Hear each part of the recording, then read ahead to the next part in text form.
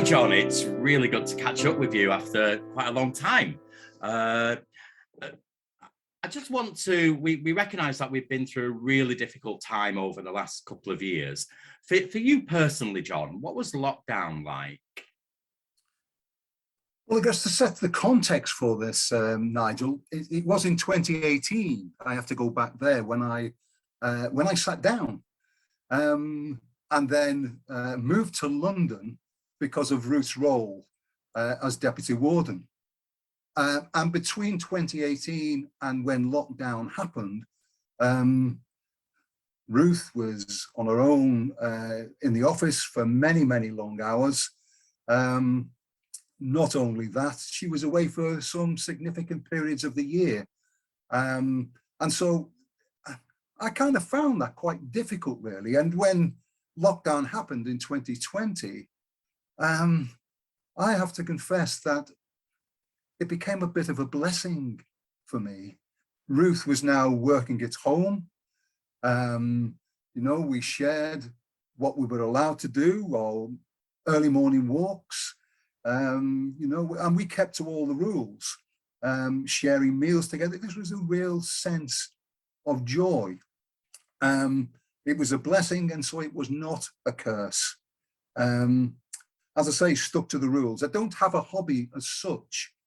And so the beautiful weather at the time, you probably recall when it happened, that it gave me a wonderful opportunity to create a successful veggie garden. And so it was a real blessing, shall I say, for me. And I understand that obviously for many people throughout the world and our own nation, of course, it wasn't as pleasing as it was for me.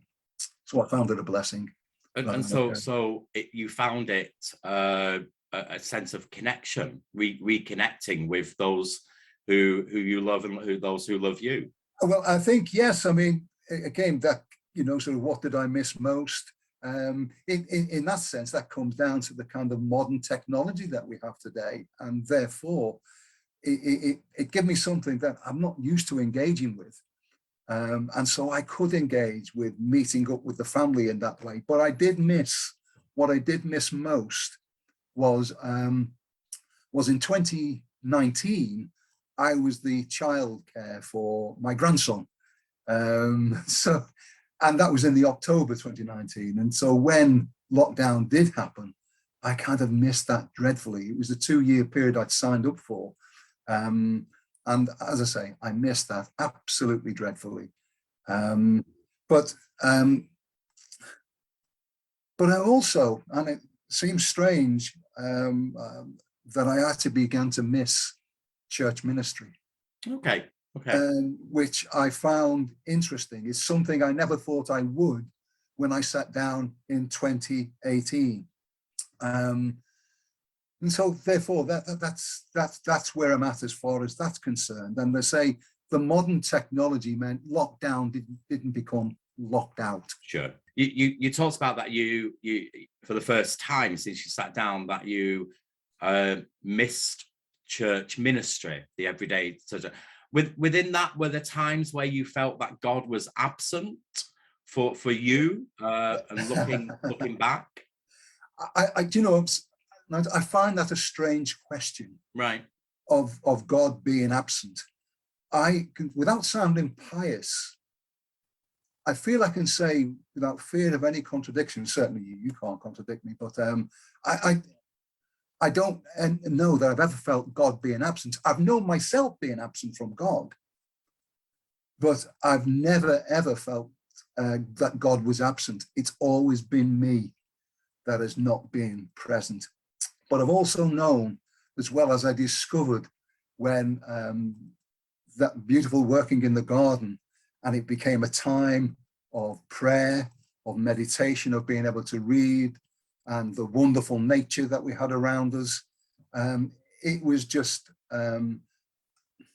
very conducive to reconnecting with God. But as I say, the absence of God was never the issue. It was always the absence of me. So the walking, the appreciation of nature, the veggie garden, footprints in the sand, in some senses. Well, I mean, that's a kind of a difficult one. It's that's kind of looking back and thinking where God was absent, but where it was, I should say really, where God's carrying me. God's always carried me, Sure. and I've never felt, as I say, it's been God's absence. It's always been me. But I've discovered, when I say discovered, even more so because of lockdown. Sure.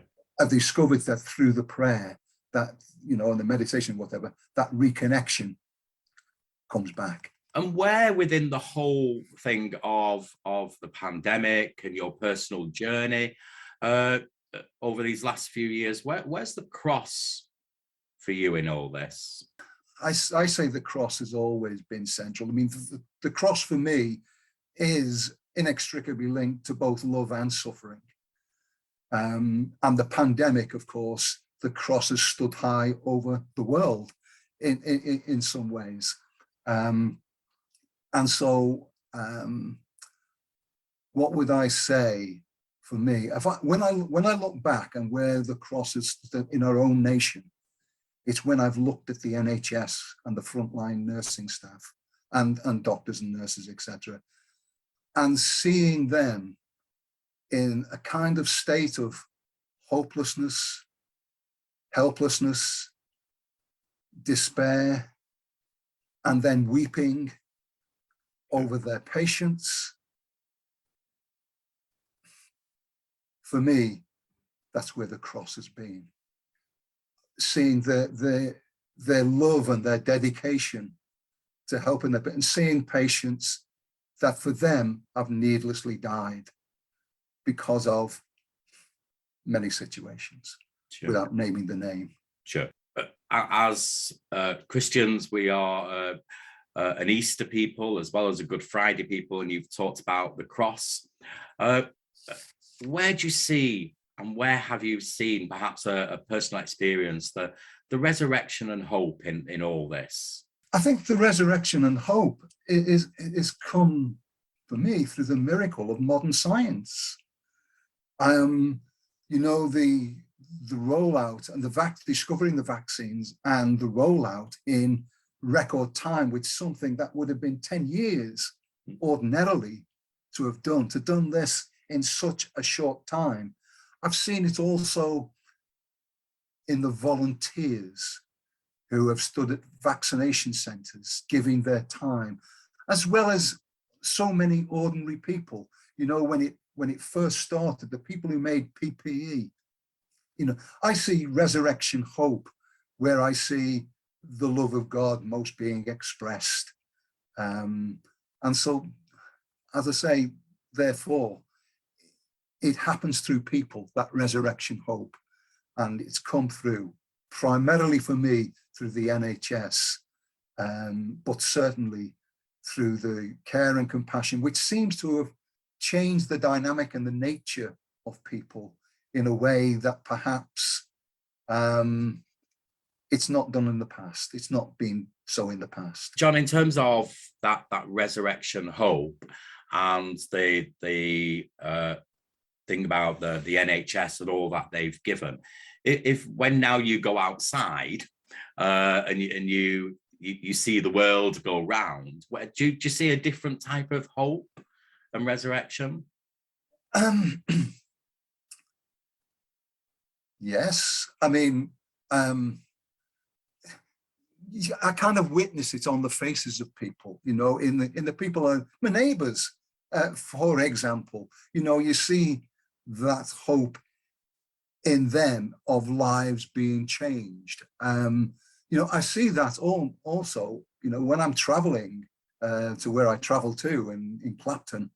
I see that actually on the streets, where people are still lying on the blankets.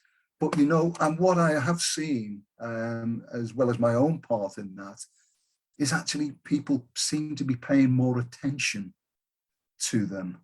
When did we see you, Lord? That kind of image. When did we see you? And it was when I was homeless, when I was sick, etc., etc. And I've seen that kind of a lot. So the resurrection hope is clearly on our streets. So yes, that's for me, and I have to. It touches my heart. It does touch my heart when I see it happen.